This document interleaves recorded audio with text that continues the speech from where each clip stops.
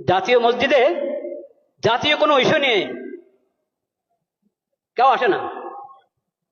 জাতীয় মসজিদ, কিন্তু জাতীয় কোনো ইস্যু নিয়ে এখানে কোরআন সুন্নাহর আলোকে, শরীয়তের আলোকে এই বিষয়ে আমাদেরকে গাইড দেন, এই কথা বলার জন্য এখানে কেউ আসে না। আসে শুধু পানি পড়ার জন্য, আসে হুজুর দোয়া রাখেন, দোয়া করেন, এই কথার জন্য।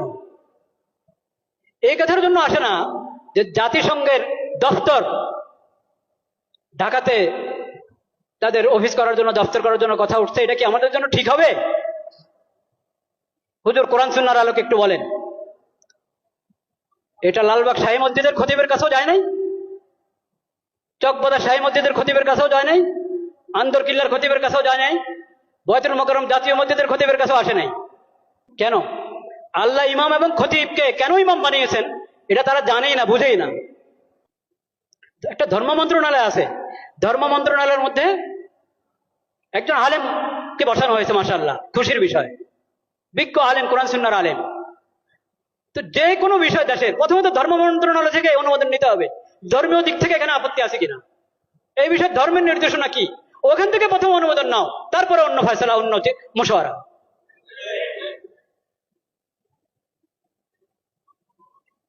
লজ্জা মরে যাওয়া উচিত বাংলাদেশিদের, যে তাদের কাছে কোরআন হাদিস থাকতে, নবীজির সিরত থাকতে, তাদেরকে মানবতা শিখাতে আসছে পশ্চিম দেশ থেকে। লজ্জা মরে যাওয়া উচিত।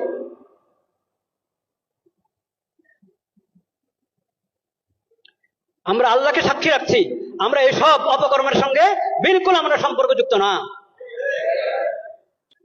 আল্লাহ সাক্ষী, আমরা এই ধরনের সমস্ত কর্মকাণ্ড থেকে সম্পর্কহীন। কাকে এখানে পাঠাবে জাতিসংঘের পক্ষ থেকে? আবাসিক সমন্বয়কারী। ওই আবাসিক সমন্বয়কারী কি জানেন? সমকামী। বলেন নাউজুবিল্লাহ। এখন ওখান থেকে প্রস্তাব পাঠানো হয়েছে, এখান থেকে হ্যাঁ বলতে আর কতক্ষণ লাগবে আল্লাহ জানে।